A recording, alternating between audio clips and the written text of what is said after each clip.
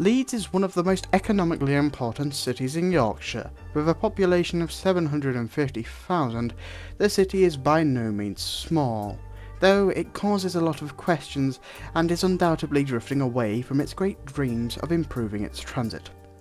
The city is one of the most car dependent I know of, other than Bradford. In the 1970s, they had no question about what they wanted.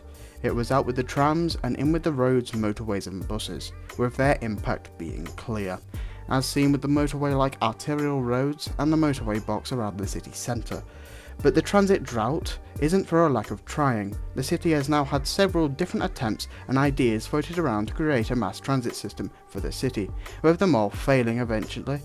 Though after the funding given to the West Yorkshire Combined Authority and the Leeds City Council, what are they going to do? Well, after going through their plans, it's hard to place confidence behind them.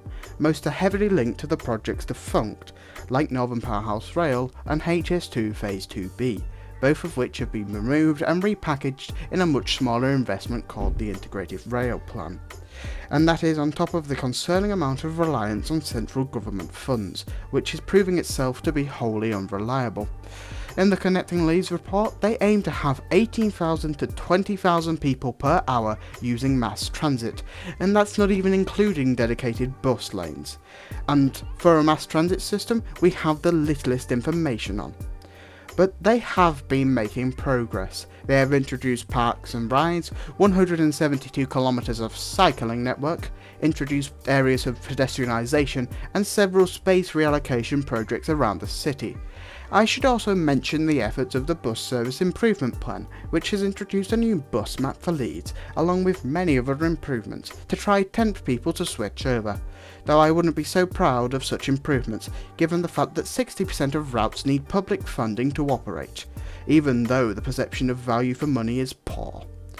I do not mean to be horrid against the efforts of the councils and the combined authority to fix this, but like a dog barking at a squirrel in a tree, they shout and back for funds from the central government and rely on them to make the big changes, which is fair.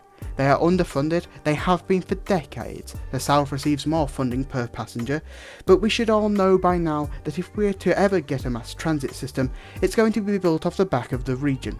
It's an unfortunate truth, it shouldn't be, but without a headstrong political will and the drawn out planning process, I don't have very much hope. I wish I did.